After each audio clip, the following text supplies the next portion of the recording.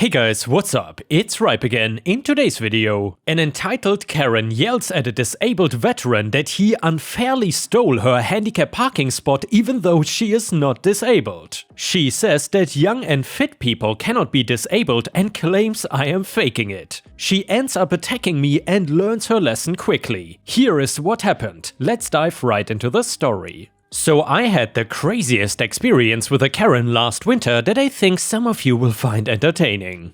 I want to give a little backstory on me so that I don't need to interrupt the story to add things in. I'm a 30-year-old male that joined the army pretty much right out of college. I come from a family that serves, so I always knew it was what I wanted to do. Anyways, after I got deployed, I ended up in a pretty bad situation. I don't want to go into details about it, but I ended up getting an honorable discharge and coming back with one less arm that I left with. By the time this story takes place, I ended up with a prosthetic that is more for looks than actual use. Even though it's winter, it was fairly warm outside, so I was wearing a tight t-shirt. I had to go to the hardware store to pick up a new chainsaw because I embarrassingly cut the wire to my old chainsaw with my chainsaw. I can still drive and have a kind of knob on the wheel to do big turns easier. It was crowded, but luckily there was a handicapped spot available. I park and put up my placard and make it about 5 steps away, and then hear Karen start screeching at me. She was yelling that I couldn't park there because I supposedly wasn't disabled and she needed the spot because it was the only one left. She was in her car and I did not see a placard up or anything on her plates indicating that she needed it. Since I was on foot, I just walked into the store and hoped that I could get in and out before anything else happened. However, it would not be a story worth telling the internet if that was the case, and I ended up seeing her inside as well. She seemed to look for me specifically because she wasn't done yelling about the incident outside. One thing that I hate is entitled jerks that think all disabled people are in wheelchairs or something obvious that can be seen. My fake arm, so to say, honestly matches the color of my real one,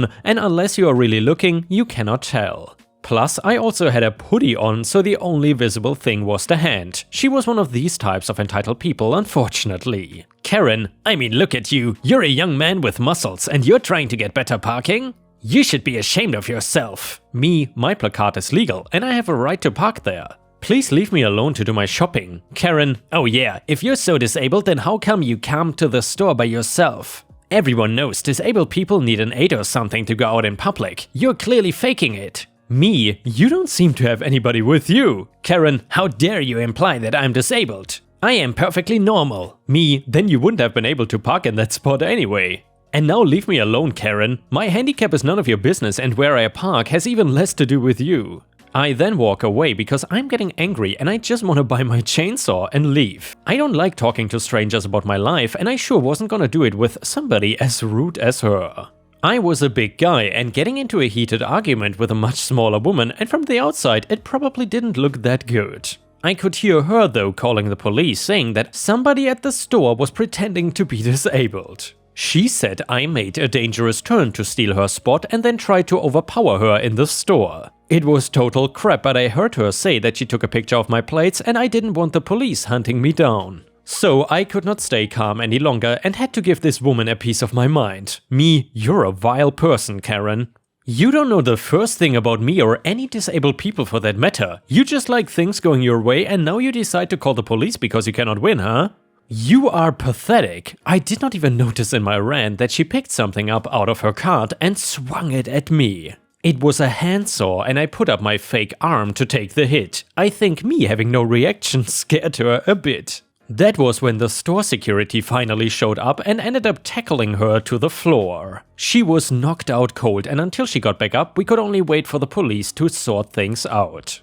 I knew I had the store camera on my side as well as the fact I was actually disabled. I heard her telling the police that I had grabbed both of her arms and was shoving her against the shelving. That I supposedly was threatening to use the electric tools on her and that she was scared for her life, so she tried to swing at me in self-defense. I almost laughed but kept it together while I made sure her story was that I used both my hands to grab her. She agreed that that was what happened and I made my fake arm fully visible to the officers. Me, you mean this arm?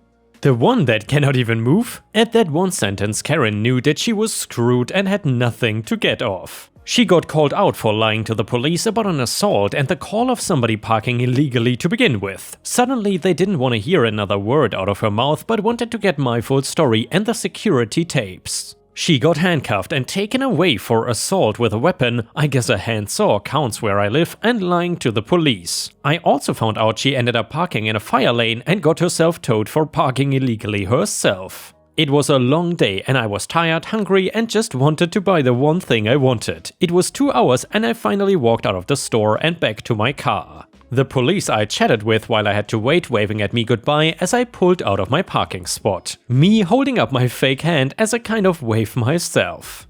This story is both for entertainment and also a message I want to give to all of you. It does not matter what somebody looks like, never tell somebody claiming they are disabled that they aren't. I know that some people really do fake it and I think they deserve bad karma. The thing is that people that get hurt from this when they are disabled and it just is not visible.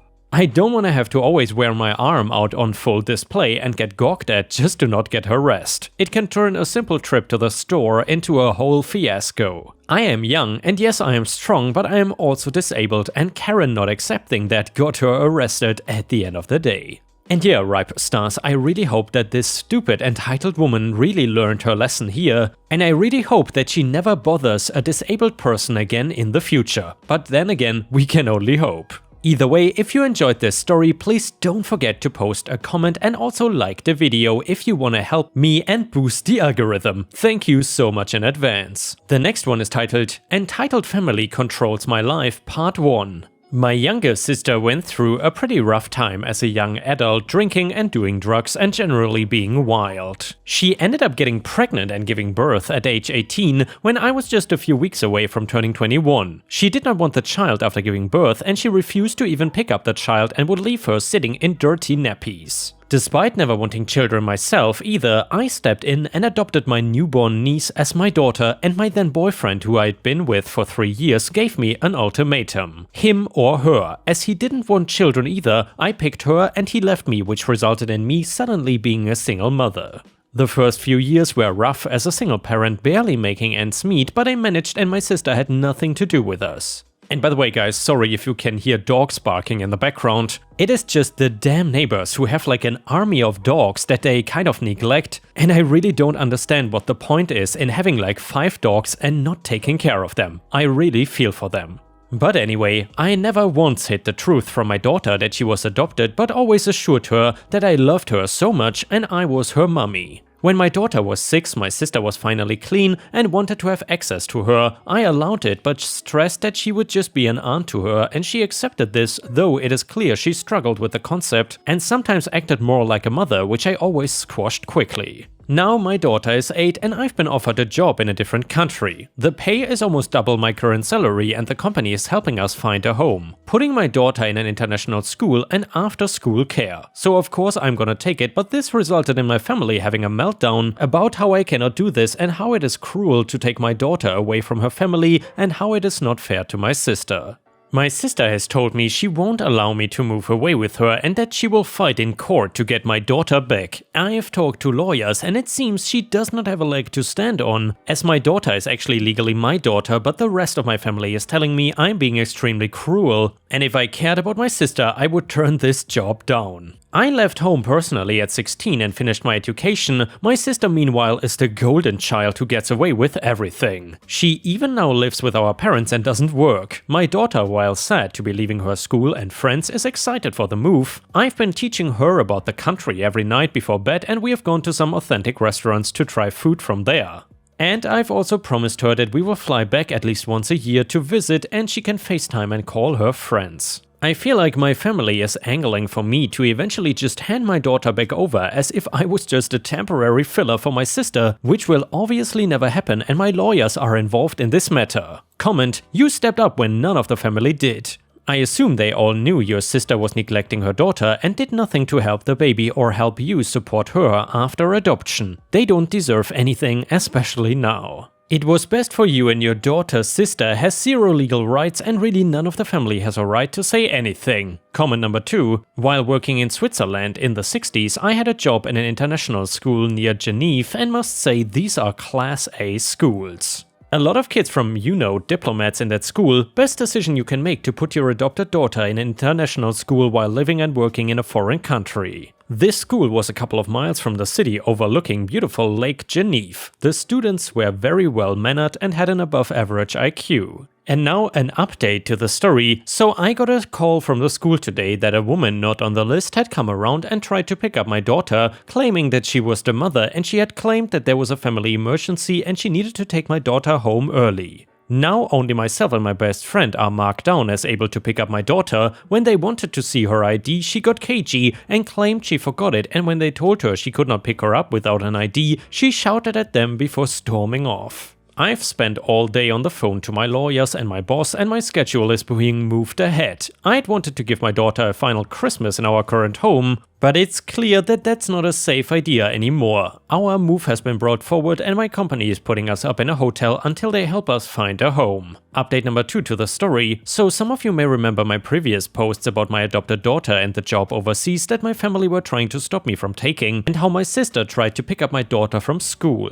So this will likely be my final update, and I just wanted to thank you all for your incredible words and support. I'm currently writing this from our room, where we are self-isolating in a whole brand new country. I thought I would give you all an update while my daughter sleeps and waiting for her to wake up for Christmas morning. First, many of you may be wondering the country we are in, and I am very pleased to tell you we are in South Korea. For our own privacy, I will be leaving out the name of the city and area we are in. The people here have been amazing and gone above and beyond for us, as we are currently the only family with a child here, and they even gave us a Christmas tree which we spent last night putting up. It would seem my attempts to introduce my daughter to Korean cuisine has had an unexpected side effect. Her favorite food is now fish fingers with kimchi, and I guess this is the life of a mom raising their kid in a different culture. It is revolting, please send help. Now, many of you may be wondering about my family and more specifically my sister. Well, just because my lawyers talked me out of making a police report does not mean we did nothing. They gathered reports from the school and CCTV footage, and then I invited my parents for a meeting at my lawyer's office where all the evidence was laid down. They had no idea and my mother broke down crying. I made it clear that our connections were firmly cut, and if and when my daughter is an adult and wants to get in contact, we will reconsider them, but now for our safety, we will be going no contact. I kept the date of our flights a secret, and my best friend has my keys and is closing up the house for me and going to ship me heavier items when we are properly settled. My first action on entering the country was to contact the local authorities with the proof that my daughter was my daughter in case my family tried to pull any BS, and the people here are also aware of my situation and no one can find anything about us without a password. I honestly feel like a weight has been lifted from my shoulders, and this is the start of a whole new life for us. Wishing you all a Merry Christmas and a happy 2022. And the next one is titled, Neighbor Tries to Control Me. So this was about 10 or 11 years ago in a medium-sized city in Indiana. I moved into a house and had it painted to a new color scheme. It looked nice but was a little different than the surrounding homes, but it was not pink and yellow or anything stupid. However, some wackadoodle across the street came over and said it was horrible looking and told me to change it. Well, I wondered if maybe I was not thinking right, so I asked 4 other neighbors and none of them had an issue at all. They even thought it was a nice improvement. So I let him know no one else had an issue and he told me, "I've got deep pockets, if you don't change it, I'm getting a lawyer." I told him to go ahead and have a nice day. After a few lawyers told him that he had no case, he tried to get an HOA formed. He held meetings, paid someone to draw up the proposed rules, etc., and no one else would agree, so his investment was a waste and he just would not stop complaining about it. And well, I already owned several rental properties at that point and was always on the hunt for more, so when the houses next door to him were selling, I ended up buying both of them but never told him I owned either. I had picked up the first one in early fall and the other one in winter, so when summer rolled around I had both of them painted the exact same as mine. He was incredibly pissed. Even better is the fact though that I bought them in 2009/2010 and sold them last year for a very nice profit. Thanks, irrationally angry man. The next one is titled, Don't Shoot Near My Horse. Your family will hate you when we tell them. I have been writing for close to 20 years and love every moment of it. I was taught by a close friend and still write with her to this day. Backstory: I was over at her place and tagged up 2 of her horses. One was named Tiger and the other was named D. I was on Tiger at first, but she was misbehaving, so T switched me and I hopped onto D. We were going through the back hills and came across a-hole 1 to 3. That is where things begin. T and I came up over a hill and we could see a small group of guys that were shooting at targets. We stopped and waited for them to motion us past, which is polite with horses, but they didn't stop. Tiger is really laid back, while D is a good girl. She is just young, so she gets nervous, but she is a sweet little thing. She is a pony technically, but still a good girl. T whistled to them and they looked over and we motioned that we wanted to go by. They flipped us off and ignored us after that. Now, T has gotten feistier with age, so she looked at me and I am visibly boiling, so we decided to wait and show them that we were not backing down. I was in the left of T and after a few minutes we were considering walking behind them since we have permission to walk through the landowner's property, now called LO. We were about to move when I looked up and one of the guys had shifted his stance and shot off a couple of rounds. I heard one ricochet off the metal around the targets and we heard it and then saw it hit the ground a couple of feet away. I stared for a second and was wheeling D around as the man laughed and T let loose with a few choice words and we took off. Little Pony can run like hell when needed. Tiger was fat at the time, but she was up D's tail as we fled. We stopped halfway up the next hill and I could tell T was livid. I was trying to calm D as Tiger panted and I was raging once we all calmed. T was on her phone and jumped off. She gave me Tiger's reins while she walked the half-quarter mile back to take photos of a-hole 1 to 3. She stomped back and we went a different direction to go around them and finish our ride.